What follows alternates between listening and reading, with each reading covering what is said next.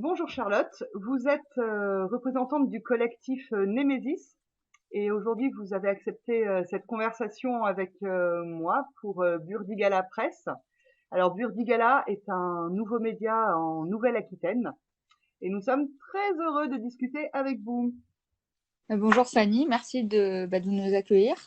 Et on est aussi très heureuse je suis très heureuse parce que malheureusement mes autres collègues ne seront pas présentes ce soir, mais on est très heureuse aussi de discuter avec vous.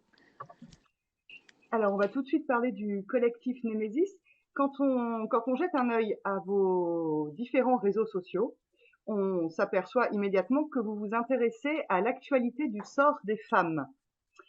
Alors, vous avez écrit plusieurs articles, enfin énormément d'articles à ce sujet.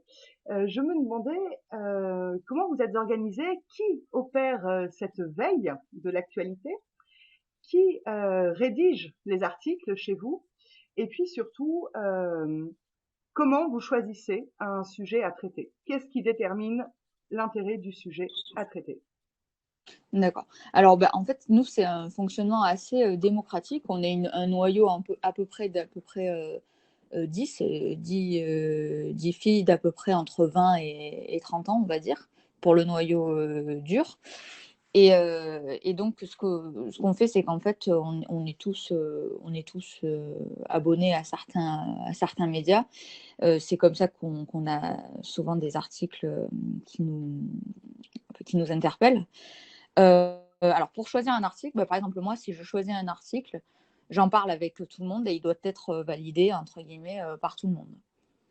Donc, du coup, ça peut prendre parfois un peu de temps. Et puis surtout, en fait, sur ce qu'on va dire dessus, il faut que tout le monde soit d'accord avec ce qu'on va en conclure, en fait. Donc, voilà, c'est comme ça qu'on marche. Enfin, je ne décide pas, en fait, je ne décide pas toute seule. Je ne suis pas la seule décisionnaire. Voilà. Et pour l'instant, ça marche bien. On est à peu près d'accord. On s'est mis d'accord en fait au début sur ce dont on souhaitait parler et ce dont on ne souhaitait pas parler. Et du coup, ça pose pas trop de problèmes, quoi. Alors oui, en effet, vous traitez de l'actualité du sort des femmes dans toute l'Europe, un peu en France, mais dans toute l'Europe, sur la planète entière. Vous vous intéressez au viol, à la pédophilie, voilà, à toutes les formes de violences faites aux femmes. Et je me demandais, au vu de la richesse de votre blog, euh, quel accueil, quel accueil vous recevez de la part des grands noms et des grandes assos qui existent déjà et qui sont déjà sur ce sujet. D'accord. Ça, c'est assez simple pour les grandes assos. Soit elles nous ignorent complètement, soit, comme c'est le cas actuellement pour nous toutes, et donc une des fondatrices, Caroline Dehaas, nous bloque. Là, dernièrement, elles nous ont bloqués. Je ne sais pas pourquoi, parce que peut-être on les a mis un peu trop face à leurs contradictions, donc ça les plaisait pas trop. Du reste, ils font la politique totalement de l'autruche, je pense, pour pas nous donner de l'importance et pour pas montrer qu'on touche là où ça fait mal. Mais bon, le fait est, c'est qu'on sait très bien qu'on touche une corde sensible et un angle mort du féminisme classique, on va dire. Alors oui, on se souvient, on vous a vu à la manif Nous Toutes, donc vous avez été rejeté manu militari, je crois. Oui, tout à fait. Vous pouvez nous Bah oui, à raconter? partir de, Oui, alors en fait le matin, donc on s'est d'abord mise, on a fait un tour, on s'est d'abord mise à Opéra avec les fameuses pancartes qu'on a vues. Donc pour rappel, les pancartes c'était des slogans, par exemple Caroline de Haas, est-ce qu'il faut toujours élargir les trottoirs? Ça c'était une des premières. Il y avait aussi 52% des viols qui ont fait l'objet d'une plainte en Île-de-France ont été commis par des, des hommes de nationalité étrangère. Il y avait aussi, euh, les viols de Telfort, Rotterdam, bientôt Paname. Donc ça, c'était en référence aux affaires de prostitution et de viol et de pédophilie qui sont actuellement, comment dire, qui ont été au Royaume-Uni. En fait, il y a eu beaucoup d'affaires, voilà, des gangs indo-pakistanais. Et aussi, bah, évidemment, Cologne. Ah oui, et Cologne aussi, par rapport aux agressions sexuelles du Nouvel An qui ont été commis en masse sur des Allemandes, mais pas que, en Suède aussi, etc. Et dont les principales têtes du féminisme médiatique n'ont absolument pas fait état. Donc voilà, donc on sait, donc à la base, les pancartes, pour pas se faire jeter immédiatement, elles étaient recouvertes de slogans, on va dire, très consensuels. Et puis à un moment donné, quand on s'est dit que c'était le bon moment, on les a arrachés. Et là, on n'a pas tenu 10 minutes, puisque il y a énormément de femmes et d'hommes d'ailleurs aussi qui nous ont interpellés, donc qui ont crié féministe, pas facho, féministe, pas facho, dont apparemment la belle-mère de Caroline Dehaze, vu qu'elle s'en est vantée sur Twitter d'être ravie que sa belle-mère nous vire de la manif. Il y a eu des hommes aussi qui se prétendaient féministes qui ont jeté des bouts de papier, qui ont arraché des pancartes. Donc c'est assez drôle quand même qu'un homme féministe fasse ça, parce que clairement c'était finalement une genre de lapidation avec des morceaux de carton. Bon, j'exagère, mais c'est le geste hein, qui est comme ça. Et donc on a fini évidemment par s'en aller de nous-mêmes. Il y a eu le service d'ordre qui nous a un peu, pour notre sécurité à nous, invités à partir aussi. Hein. Voilà. Bah, c'est ce qu'on appelle taper là où ça fait mal, et on peut peut-être comprendre que Caroline Dehaas n'ait plus du tout envie d'entendre parler de vous.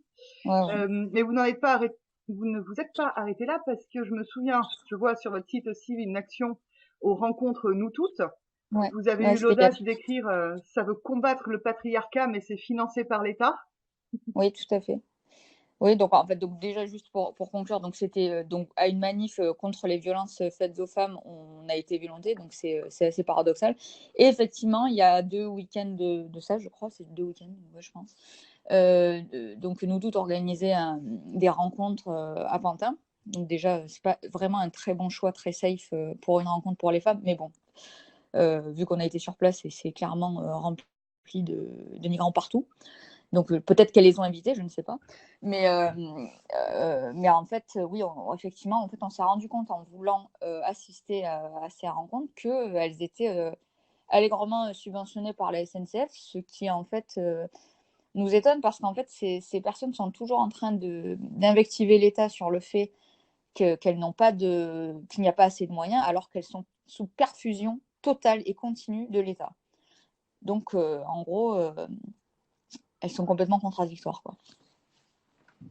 D'accord. Et est-ce que, donc là, on voit les assos et les noms qui vous attaquent, mais y a-t-il déjà des noms et des assos qui s'intéressent à vous et vous soutiennent, ou qui prennent contact, ou qui manifestent un moindre élan favorable à au collectif Némésis? Alors, alors pour des soutiens favorables, on ne va pas se mentir, il y a eu effectivement plein de gens, on va dire, de droite qui nous ont soutenus. Il y a eu apparemment, enfin, il y a eu des députés Rassemblement National qui ont fait un communiqué sur notre action. Il y a eu beaucoup plus étonnant, ça on s'y attendait, hein, entre guillemets, toute la droite a été, entre guillemets, favorable et nous a relayés, ça c'est vrai, c'est une certitude. Par contre, pour les soutiens un peu plus auxquels on ne s'attendait pas vraiment, on a eu des gens de la communauté LGBT qui sont venus nous voir en privé, nous ont dit qu'ils avaient exactement le même problème dans leur communauté, qu'il y avait une véritable omerta quand quelqu'un se faisait agresser par des migrants ou des gens visiblement issus de l'immigration. C'était la double peine quand ils osaient finalement le dire sur les réseaux. Ben, c'était, non seulement ils s'étaient fait agresser quelques jours auparavant, mais en plus, ils n'avaient pas le droit de dire et de décrire leurs agresseurs. Voilà, donc ça c'est. Donc du coup, il y a une initiative qui s'est lancée, bon, toute jeune, d'un monsieur qui donc s'appelle Achille sur Facebook et qui souhaite reprendre ce combat. Donc du coup pour la communauté LGBT. On a eu du coup une fille donc qui est lesbienne qui nous a rejoint aussi à la suite dans le groupe. On a eu aussi en fait des fémènes déçues parce elles, bien sûr, elles ne nous rejoindront pas et elles veulent pas montrer, comment dire, clairement notre soutien, même s'il y en a une qui nous a relayé. Mais en gros, elle nous disait qu'en fait, il y avait des gros problèmes justement dans l'organisation. D'ailleurs, Femen n'a pas soutenu une de ses militantes quand qui s'appelle Myriam, je crois, qui était d'origine tunisienne, a fait une action à la marche contre l'islamophobie. Elle n'a pas du tout été soutenue par les Femen qui l'ont pas du tout soutenu, tout simplement. On trouve ça un peu scandaleux. Et donc voilà, encore une fois, ces féministes qui se disent rebelles, etc., finalement, elles ont très très peur de s'attaquer, par exemple, à l'islam, ou par exemple, voilà, en gros, voilà, qu'est-ce qu'elles ont fait? Elles sont allées dans les églises, ça c'est une certitude. Mais par contre, au niveau de l'islam, elles sont allées brûler un drapeau de Daesh devant une mosquée. Qui n'est pas contre Daesh aujourd'hui. Enfin, voilà, c'est pas très, pas tout le monde est d'accord sur Daesh. Oui, C'est pas très rebelle, quoi. Voilà. d'accord. Et du coup, une question me vient. Est-ce qu'il existe un féminisme de gauche et un féminisme de droite? Alors, j'ai l'impression qu'effectivement, dans les faits, oui, oui, parce que clairement, nous, enfin, nous, on se revendique pas de gauche ou de droite, mais il faut pas être non plus borné et de voir en fait que effectivement à gauche, il y a tout le pack, en fait, c'est-à-dire toutes les luttes qui se mélangent. Et on voit d'ailleurs que ça fait pas forcément bon ménage parce que par exemple, enfin l'ex-fémène, enfin, la fémène Marguerite Stern qui a fondé Collège Féminicide a osé dire finalement qu'il y avait des choses qui prenaient de la place de plus en plus dans ce mouvement. Par exemple, la question des transsexuels, elle s'est fait assassiner sur Twitter. Enfin, sur les réseaux, je veux dire. Et donc, en fait, on voit bien qu'en fait, vouloir mélanger absolument toutes des luttes qui n'ont pas forcément à voir les unes avec les autres, eh ben, c'est le serpent qui se mord la queue. Donc, aujourd'hui, il y a des féministes qui disent qu'en gros, on ne peut pas être féministe si on n'est pas pro-immigration, si on n'est pas. Enfin, tout un packaging en fait qu'on est obligé d'avoir, comme si elles avaient inventé cette définition. Ce qui est faux, parce que nous, on pense qu'il y a autant de féminisme qu'il y a de femmes. Il n'y a pas des cases à cocher pour se dire féministe. Nous, ce qu'on fait, c'est clairement féministe, de défendre les femmes. Et donc, pour revenir par rapport à votre sujet, donc est-ce qu'il y a un féminisme de gauche ou de droite? Oui, j'ai l'impression qu'il y a aussi des personnalités à droite qui du coup sont gênés par ça. Et du coup, il y a effectivement des féministes qui, pour le coup, sont très attachées aux valeurs laïques, comment expliquer, au délit de blasphème, des choses comme ça, et qui ne se laissent pas faire. Après, il ne faut pas oublier non plus que, par exemple, la droite a totalement abandonné le féminisme et l'a laissé à la gauche. Et la gauche a finalement totalement abandonné sa lucidité face aux violences et au harcèlement, par exemple, de rue que subissent les femmes en France aujourd'hui, et elles ne veulent pas reconnaître qu'il y a un profil type qui se dégage. Donc ça, c'est effectivement, on va dire, la droite qui est un peu plus lucide sur ça. Et donc, du coup, voilà, en fait, les deux bords ne font pas le boulot correctement, en fait. Je ne sais pas si vous voyez ce que je veux dire. Si, j'entrevois ce que vous voulez dire. Et alors, du coup, les deux bords ne font pas le boulot correctement. Alors, c'est le moment de nous expliquer d'où vous est venue l'idée de créer le collectif Némésis. Alors, comment a germé l'idée et puis pourquoi ce nom? Alors en fait, on a un groupe de copines qui se sont rencontrées sur Internet et on s'est rencontrées en fait, donc on est à la base beaucoup parisiennes. Hein. On est parisiennes. Après, il y a beaucoup de gens qui se sont greffés, qui sont de Normandie, de Bretagne et d'ailleurs et qui font des longues distances pour venir nous voir.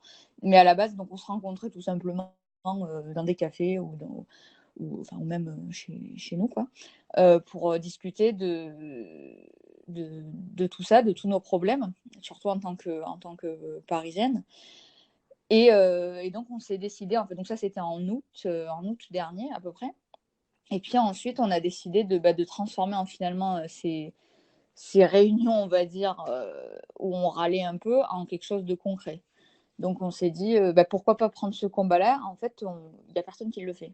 Donc, il y a personne qui le fait. Il y a pas un groupe où il y a beaucoup de gens, où il y a plusieurs filles qui se motivent à faire ça en fait. Donc on s'est dit pourquoi pas essayer de rassembler comme ça, et c'est comme ça que en octobre dernier, on a commencé à se mettre sur les réseaux. On a été dégagé 4 fois sur Facebook en l'espace de quelques jours. Finalement, on a réussi à y être, et puis voilà comment c'est. Et puis après, évidemment, il y a eu l'histoire Nous Toutes, et puis après, ça a commencé, quoi. Alors, vous avez donc une existence légale. Le collectif Némésis Non, est une association? Non? non, non, on aimerait bien. Alors, les associations, on aimerait beaucoup. On aimerait le faire d'ici peut-être cette année. Mais en fait, ce qui se passe, c'est que l'association, il y a beaucoup d'entre nous qui sont étudiants ou qui travaillent dans le privé, dans le public, peu importe. Et ce qu'il faut savoir, c'est que pour être une association, il faut donner des infos personnelles. Et aujourd'hui, on n'est pas spécialement prête à les donner. C'est-à-dire qu'en fait, des gens qui auraient des mauvaises intentions pourraient très bien retrouver l'adresse donc du président, de la secrétaire, etc. Parce que c'est comme ça quand on fait une asso. Et puis, nous harceler physiquement en sachant où on habite, quoi. Et alors, pourquoi ce nom, Némésis? Alors, Némésis, en fait, on a pris ce nom parce que c'est donc la déesse de la colère et du juste, du juste châtiment, du châtiment divin, on va dire. Cette déesse a aussi été violée par Zeus, donc on trouvait que ça collait parfaitement à ce qu'on voulait faire. D'accord. Donc vous menez un combat qui vous fait peur quand même, Ouais. d'après ce que j'entends. Et pour continuer cette conversation, je me suis aperçue que vous êtes cependant quand même ressentis comme des cathos de droite. Alors ma question c'est info ou intox? C'est vraiment complètement de l'intox. Je ne vais pas dire qu'il n'y a pas de catho dans notre collectif, mais moi, la personne à qui vous parlez, par exemple, est complètement laïque. Vraiment, enfin, je veux dire, je ne crois pas du tout en Dieu. Je suis baptisée, mais je suis pas du tout catho. J'y crois pas du tout. Donc, et je suis pas la seule. Hein, je suis pas une perdue là au milieu. Hein. Enfin, il y a plein de filles qui sont complètement laïques et pas croyantes. D'accord, très bien. Donc vous n'êtes ni catho ni de droite, cependant féministe parce que vous reprenez un combat que la droite a abandonné et pour lequel la gauche manque de lucidité. Voilà, c'est ça. Ok. Tout à fait. Alors justement, ce combat du féminisme a été, enfin, quand on parle du féminisme, on pense assez facilement aux années 70 et Ouais. à Gisèle Halimi pour ne citer qu'elle, par exemple. Ouais. Et Gisèle Halimi qui se battait pour la liberté des femmes, elle a commencé donc avec trois objectifs la contraception, l'éducation sexuelle et l'avortement, le Ouais. droit à l'avortement. Je voulais savoir si vous si vous êtes si vous considérez avoir une certaine filiation avec ce combat-là ou si vous êtes dans un rejet total. Et est-ce qu'on peut dire que à cette époque, Gisèle Halimi et toutes les autres ont fait du bon boulot pour le combat des femmes, la liberté des femmes dans les années 70. D'accord. Nous, on respecte en fait comment dire, on respecte les féministes pour les avancées qu'elles ont apportées. Bon, par exemple, mais en fait, on trouve que si vous voulez aujourd'hui, enfin, c'était une autre époque, un autre contexte, d'autres problématiques. Donc, comment expliquer? Oui, on apprécie parce que dans tous les cas, à partir du moment où une femme lève la voix, c'est une bonne chose. C'est une bonne chose. Après comme on dit souvent entre nous, c'est une autre époque, un autre temps. Alors, Voilà. qu'est-ce qui a changé du coup? Parce que donc le combat féministe persiste. Il y avait une autre époque, on est d'accord. Il y avait les années 70, la contraception, l'éducation sexuelle, l'avortement. Et aujourd'hui, qu'est-ce qu'il y a de nouveau dans la société qui justifie que vous repreniez le flambeau avec cette crainte justement? Quel est ce nouveau danger qui apparaît alors? Bah, le nouveau danger, du coup, qu'il n'y avait peut-être pas dans les années, enfin, sûrement pas dans les années 70, c'est notamment en fait une immigration massive. Et donc, du coup, un problème en fait avec les nouvelles. Et oui, et d'ailleurs, une immigration de cible est souvent issue pas toujours, mais souvent issus des pays musulmans, antidémocratiques, et voilà, antidémocratifs, et du coup qui mettent les femmes, qui n'ont pas du tout la même relation avec les femmes qu'on peut l'avoir en France, en Suède, enfin bref, en Europe en général.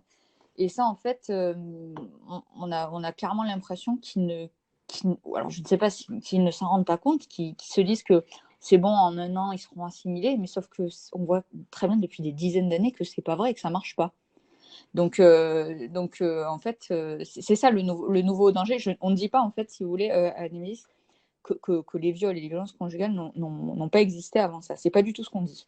On sait d'ailleurs, aujourd'hui, on a posté par exemple sur comment elle s'appelle, la patineuse artistique, comment elle s'appelle, Sophie ou ça, Abitbol, je sais plus comment elle s'appelle. Bon, bref, une patineuse très très connue, bon, qui accuse son entraîneur de l'avoir violée très très jeune. Donc bref, on a aussi posté sur Madnef ou sur comment il s'appelle, le Squarenet, je crois, un chirurgien ou un médecin qui est accusé d'un nombre hallucinant de viols et d'attouchements sexuels, quelque chose qui dépasse les plusieurs centaines d'agressions. Bon bref. Et donc en fait, on ne dit pas que l'homme français ou européen n'est pas capable de ça, c'est totalement faux.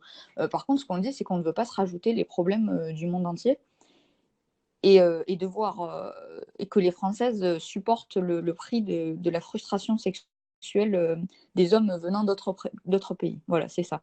C'est ça notre problème. Nous avons déjà notre lot de pourris. On va pas en plus accueillir les autres. Voilà. Oui, en fait, c'est tout l'enjeu de votre collectif, c'est de recenser et de montrer que la majorité des agressions sexuelles qui ont lieu actuellement sur les femmes sont faites par des migrants, des allogènes. Bah, en fait, on ne peut pas savoir finalement si la majeure. En fait, on est aussi lucide.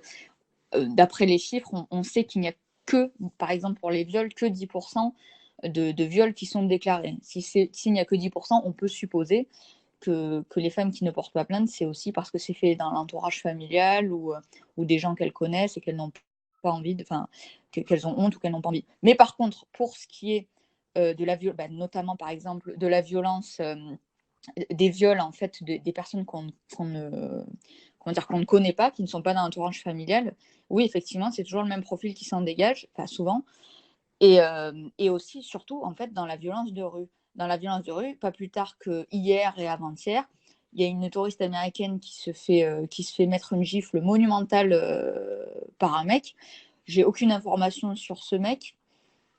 Je Enfin, j'ai pas ses papiers, mais visiblement, il est peut-être français, mais en tout cas, il a l'air visiblement issu de l'immigration. Et ça, c'est tous les jours, en fait. C'est tous les jours qu'il y a ça. Un autre mec qui traîne sa femme dans la rue, qui lui donne des coups de pied, même profil. Mais c'est tout le temps, en fait. C'est tout le temps. Donc, voilà, on dit qu'il y a un problème, là. Après, je ne sais pas si la majorité sont faits par des. Mais en tout cas, la majorité, enfin, ce qu'on voit, ce qui est visible, ce qui est filmé, c'est. Oui, effectivement, il y a toujours le même profil qui s'en dégage. Alors, vous avez choisi le nom collectif Némésis. Collectif, on comprend que, enfin, collectif, ça signifie qui réunit. On comprend que vous voulez recenser toutes ces agressions quelque part. Comment contribuer au collectif? Comment contribuer au collectif Némésis? Qui peut vous rejoindre? Comment vous rejoindre? D'accord. Alors nous, il est très facile. Nous, on répond toujours que ce soit sur tous les réseaux sociaux. On est assez réactif. On répond sur Facebook, sur Instagram, sur Twitter. On a l'adresse mail aussi.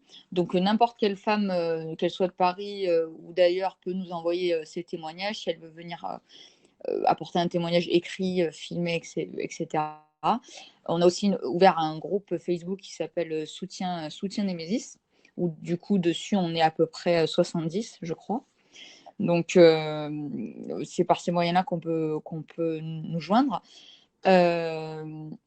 Du coup, voilà, s'il y a besoin d'anonymat, on anonymise tout. Il n'y a pas de problème. Donc du coup, on a eu des vidéos ou des témoignages de personnes qui nous les ont envoyés.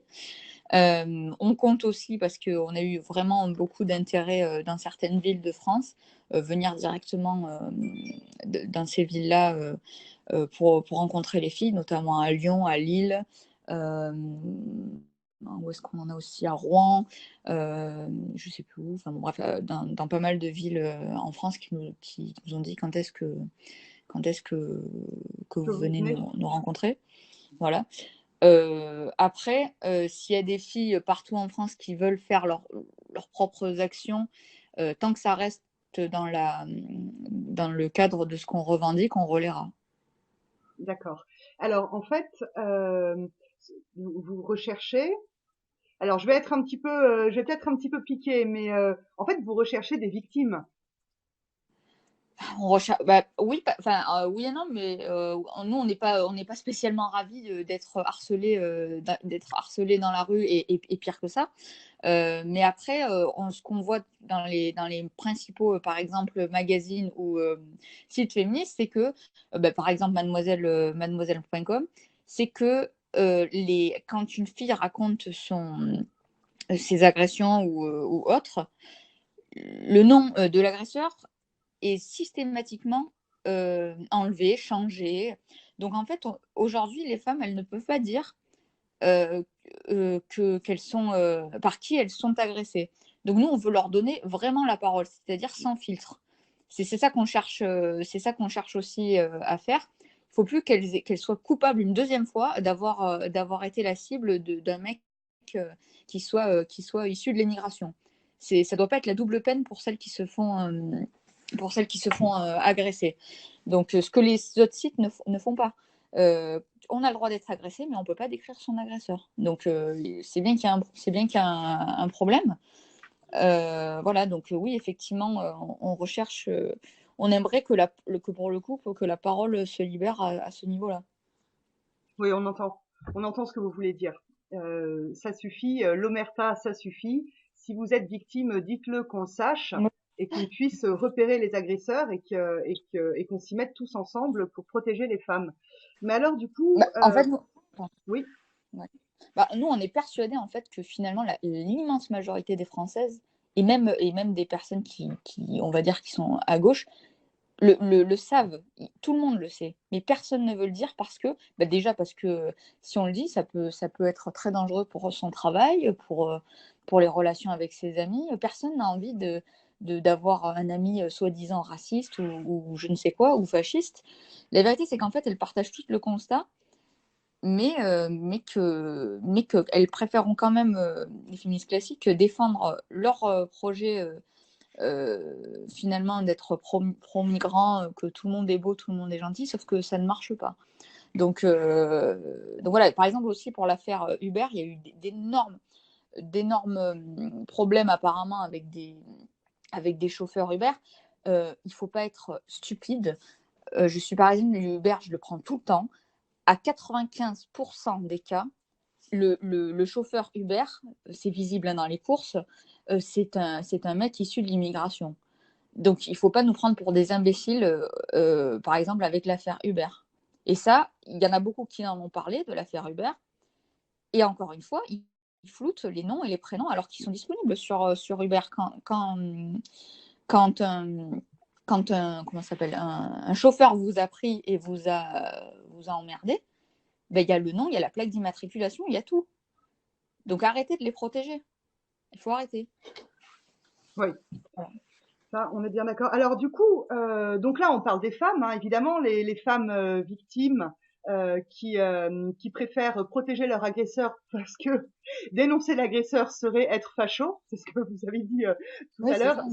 Ça me fait rire, évidemment. Dire la vérité serait trop dangereux. On l'a aussi entendu dans vos propos. Mais il y a quelqu'un dont on ne parle pas. Ce sont les hommes. En attendant. Alors je me disais. Est-ce que vous attendez quelque chose des hommes? Est-ce que vous n'attendez rien des hommes? Ou peut-être est-ce que vous espérez? Est-ce que vous espérez quelque chose des hommes et notamment des hommes de notre génération? Puisque donc nous sommes entre la vingtaine et la trentaine, des femmes qui se mobilisent. Est-ce qu'on a quelque chose à espérer des hommes de nos âges et de nos générations? Bah, nous, justement, aussi, la grande différence, bah, on l'a pas abordé, mais entre Némésis, finalement, et les autres, et la plupart des autres collectifs féministes, c'est que nous, on n'a pas la haine des hommes, on n'est pas misandre. Nous, à la manif Nous Toutes, justement, on a été choqués de voir des slogans tels. Parce qu'aussi, les féministes, elles se mouillent pas trop. Elles disent toujours que l'oppresseur principal des femmes, c'est l'homme, le patron blanc de 40 ans. Nous, c'est pas ce qu'on constate.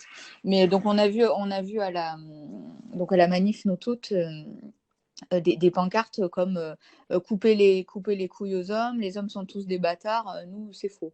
On a toutes des pères, des frères. Non, on les met pas tous.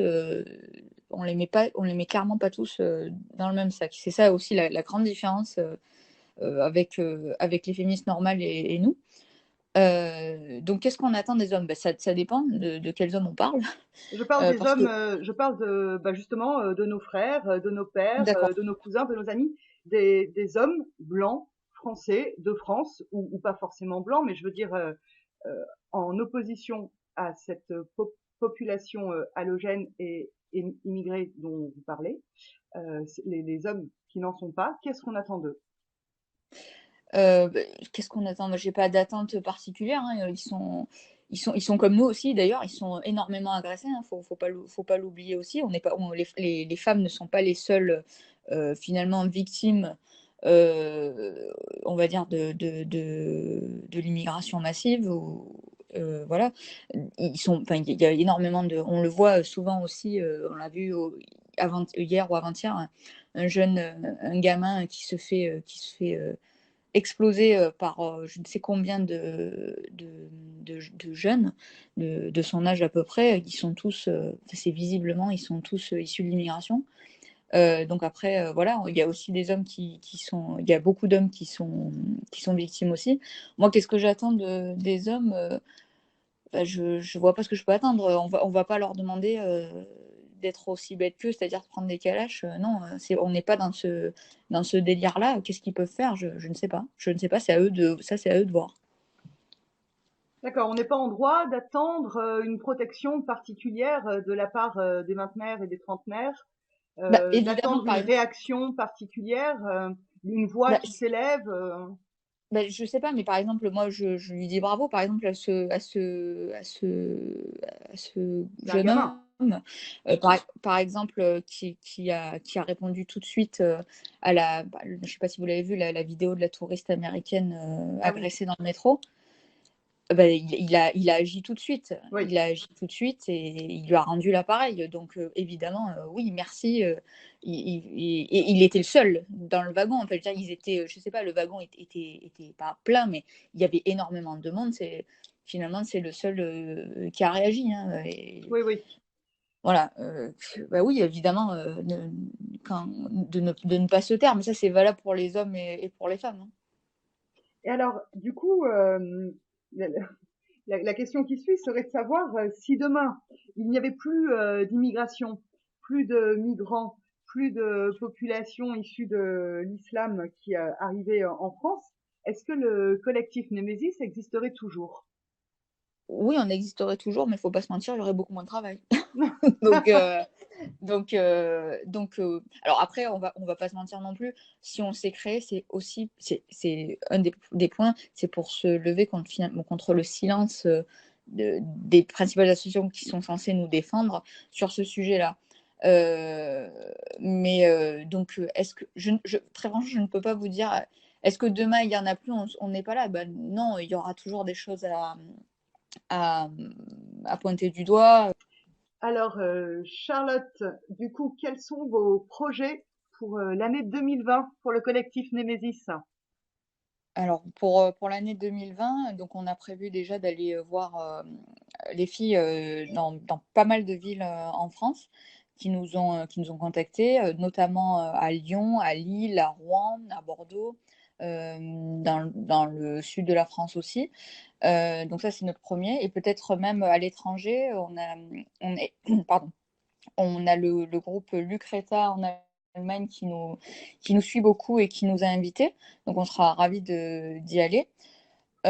Également, on prévoit cette année en fait des week-ends de formation à l'autodéfense qu'on va proposer aux filles qui veulent s'initier à ça. Donc ça sera, on l'annoncera sur nos réseaux sociaux quand ça sera fait. Et puis qu'est-ce que j'ai dit d'autre? Oui, donc se former aussi, on aimerait beaucoup se former en association, parce qu'effectivement, ça serait plus pratique à certains niveaux. Et quoi d'autre? Qu'est-ce que j'ai.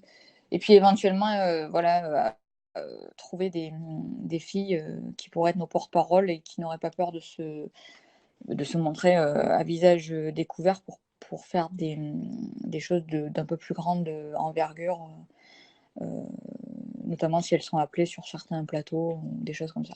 Vous cherchez Voilà, des ambassadrices. voilà, des ambassadrices qui seraient au courant des risques et qui seraient prêtes à ça. Et alors justement, à propos de votre boulot et de votre travail, de quoi avez-vous besoin aujourd'hui? Parce que vous existez depuis le mois d'octobre, donc ça fait quelques mois, 6 mois. Mm. De quoi avez-vous besoin aujourd'hui? C'est le moment de nous le dire. On a besoin, on a besoin en fait pour entretenir le site et pour acheter du matériel de don. Donc ça c'est disponible en fait sur notre site via PayPal, parce qu'on veut acheter du matériel pour certaines actions qui nécessiteraient par exemple des caméras cachées. Donc ça c'est pas donné. Voilà, peut-être du matériel audio aussi. On est toutes étudiantes ou on commence la vie active, donc on n'a pas forcément l'argent pour ça. On a besoin de filles on a surtout besoin de voix aussi comment dire, qui n'auraient pas peur de se montrer à visage découvert.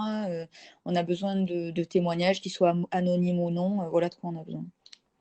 D'accord? Et bon, bah, on espère que votre appel sera entendu, que d'autres valeureuses, d'autres courageuses vous rejoindront. On Et n'en doute pas. comment? On n'en doute pas. Parfait. Et bah, écoutez, si jamais vous passez à Bordeaux, je pense qu'on se recroisera. Moi, je serais ravie. Alors, peut-être pas avec ma caméra, ça dépendra des visages qui veulent bien se dévoiler, mais je serais ravie de vous Ouais. retrouver si jamais vous passez à Bordeaux. Mais il n'y a pas de problème. Et Bordeaux, c'est aussi une ville où on a envie d'aller.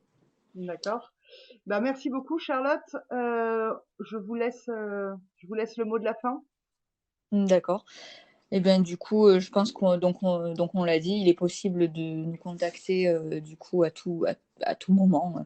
On est 10 à pouvoir vous répondre derrière nos ordinateurs, que ce soit Instagram, que ce soit Facebook, que ce soit Twitter, que ce soit la boîte mail.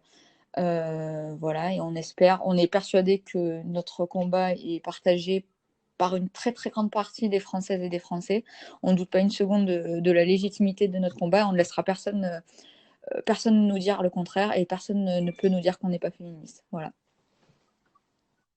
Eh bien, merci beaucoup.